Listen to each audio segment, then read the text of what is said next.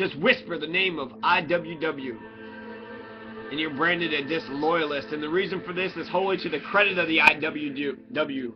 For whatever may be charged against it, the IWW has always fought for the bottom dog. And that's why Wild Bill Haywood was despised and prosecuted, while Gompers is lauded and glorified by the same gang.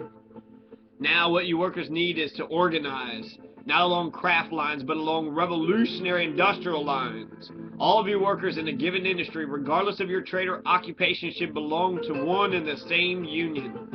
Political action and industrial action must supplement and sustain each other. You will never vote the Socialist Republic into existence. You will have to lay its foundations in industrial organization. The industrial union is the forerunner of industrial democracy. And the shop where the workers are associated is where industrial democracy has its beginning. Organize according to your industries. Get together in every department of industrial service. United and acting together for the common good, your power is invincible. When you organize industrially, you will soon learn that you can manage as well as operate industry. You will soon realize that you do not need the idle masters and exploiters. They're simply parasites. They do not employ you as you imagine, but you employ them to take from you what you produce, and that is how they function in industry. You can certainly dispense with them in that capacity. You do not need them to depend upon for your jobs. You can never be free while you work and live by their sufferance.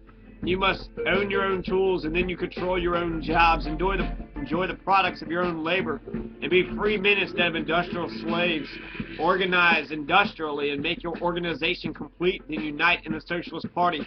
Vote as you strike and strike as you vote. Your union and your party embrace the working class. The Socialist Party expresses the interests, hopes, and aspirations of the toilers of all the world.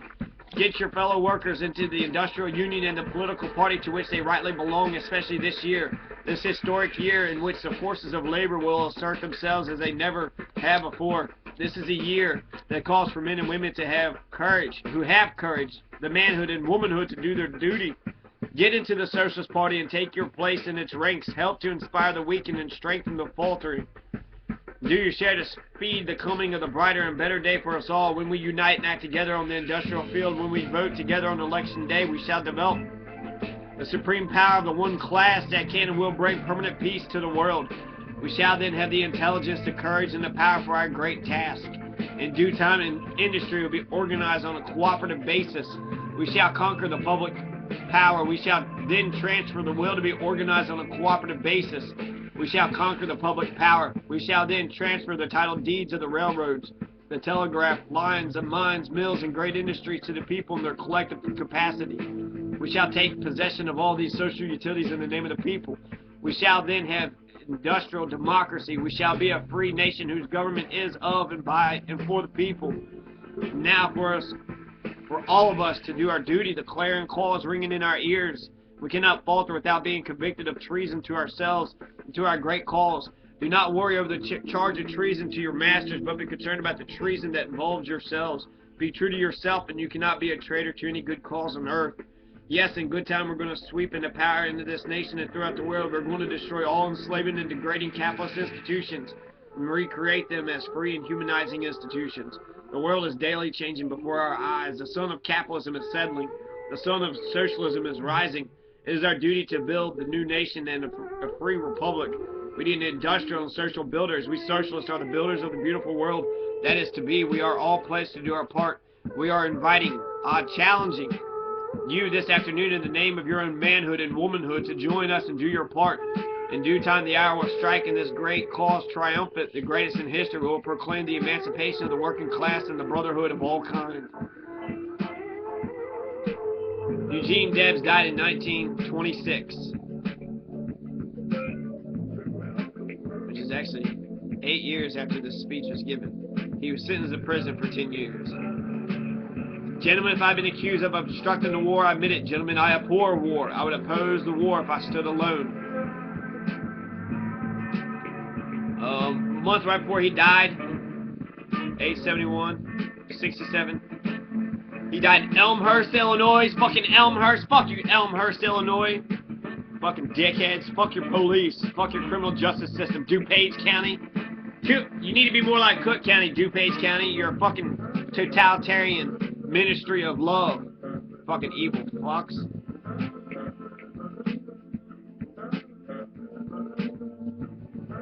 So Eugene Debs, a sincere and honest man, his dad killed by imprisonment inflicted upon him for saying what he thought about the war. So he died because of the fucking imprisonment. Woodrow Wilson killed Eugene Debs.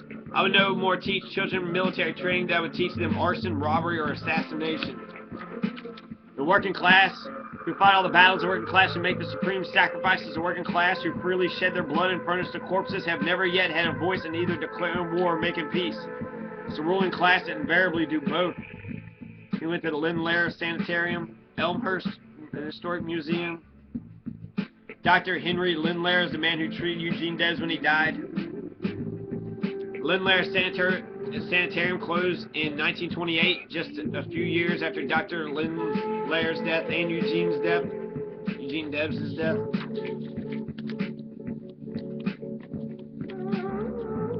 Died October 20th, 1926, Eugene Debs. So 8 years after he gave this speech, Victor Eugene Debs suffered a nervous breakdown in October 1926 and entered Elmhurst, Illinois, Lindlair Sanitarium. A kidney ailment weakened him further and he's laid ill. He could not speak. Motioning for pencil and paper, he scrawled out the words to William Ernest Henley's poem Invictus. It matters not how straight the gate, how charged the punishments to scroll. I am the master of my fate. I am the captain of my soul. Eugene Debs died October 20th, 1926. He was 70 years old. September 26, 1926, he entered the sanitarium and only left once, heavily wrapped in a blanket. We propose to destroy the capitalist and save the man. We want a system in which the worker shall get what he produces and the capitalist shall produce what he gets. Out of the night that covers me, black as the pit from pole to pole, I thank whatever gods may be for my unconquerable soul. In the fell clutch of circumstance, I have not winced nor cried aloud. Under the bludgeonings of chance, my head is bloody, but unbowed. Beyond this place of wrath and tears looms but the horror of the shade, and yet the menace of the years finds and shall find me unafraid. It matters not how strait the gate, how charged with punishments the scroll. I am the master of my fate. I am the captain of my soul. It matters not how strait the gate, how charged with punishments the scroll. I am the master of my fate. I am the captain of my soul. So Eugene Debs in his Canton, Ohio speech, his anti-war Canton, Ohio speech. Here's some revolutionary quotes, which I think are awesome. The more that you can increase the fear of drugs, welfare mothers, immigrants, aliens, the more you control all the people. Noam Chomsky. The intellectual tradition is one of servility to power, and if I didn't betray it, I'd be ashamed of myself. Noam Chomsky. The church teaches slave morality. This is why religious people are the last to take up the call of a people's revolution.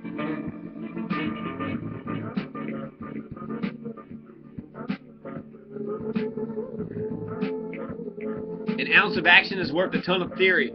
Frederick Ingalls. I know that you're here to kill me. Shoot, coward, you're only going to kill a man. Che Guevara. The revolutionist is disgusted by any individual who thinks he's better than the people, the working class people.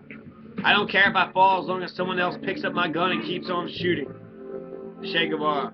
We've got no right to believe that freedom can be won without struggle. Che.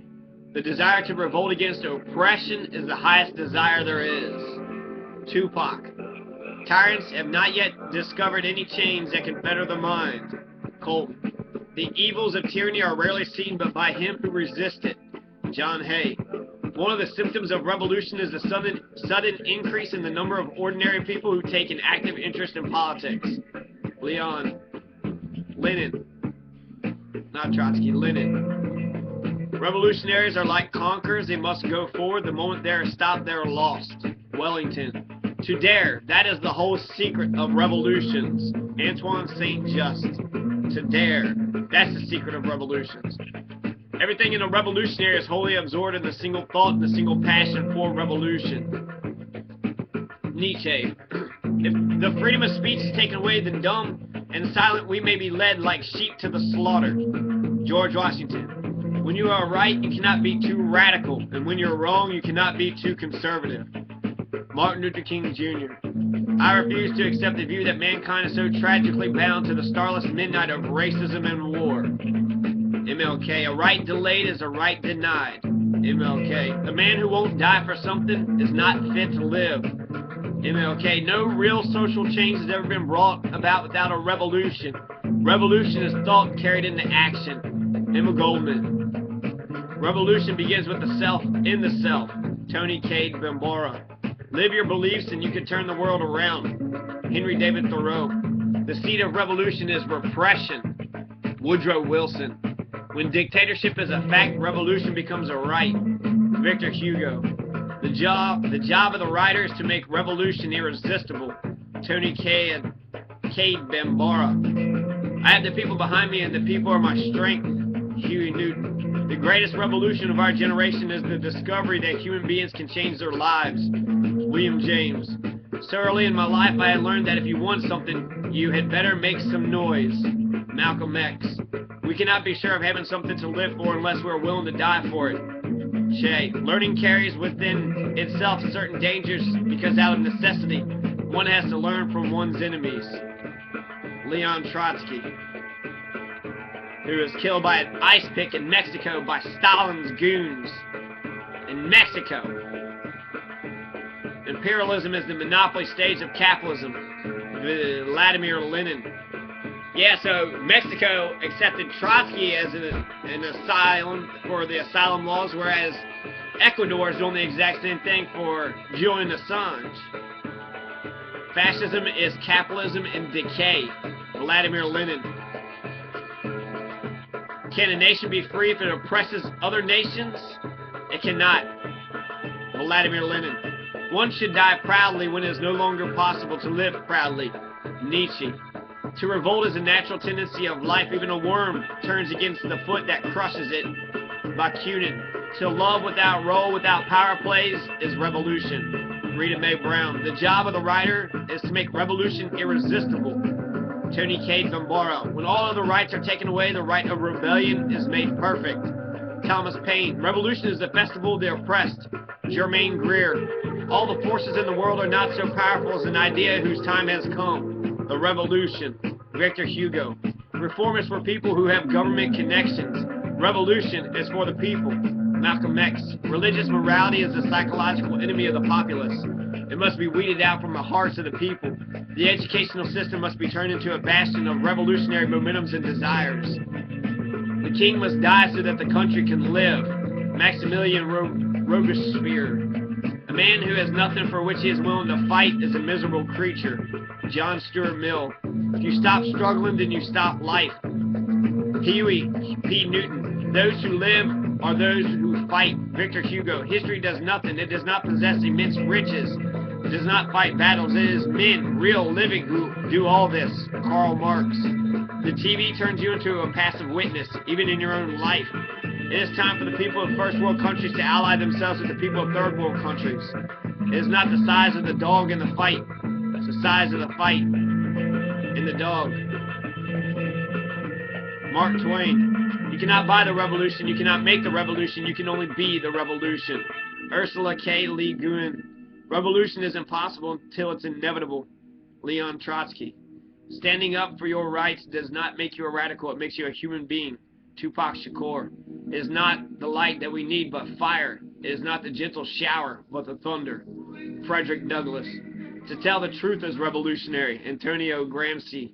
Disobedience is the true foundation of liberty. The obedient must be slaves. Thoreau. Aim above morality. Be not simply good. Be good for something. Henry David Thoreau. I have no country to fight for. My country is the earth, and I am a citizen of the world. Eugene Victor Debs. We are certain that we are invincible. If humanity will not emerge from this imperialistic massacre, broken in spirit, it will triumph. Lenin. It's kind of insane that just to be a normal person, that you have to consider yourself a revolutionary. In America, in Louisville, November 1st, Days of Rage, before the election. Fuck Romney and Obama. I don't know, Obama. Louisville will go Obama, and Kentucky will go Romney. It's already known it's a safe state. It doesn't fucking matter. You're wasting your vote if you vote for Obama or Romney. Fuck you. You're voting for Obama or Romney in Kentucky? Who the fuck you voting for between Gerald Neal or Nelson, Shelton Norris. Do you even know who those folks are? And why not? Why don't you know who your local leaders are? Come on, Louisville. We can do better. Occupy. Viva la revolution.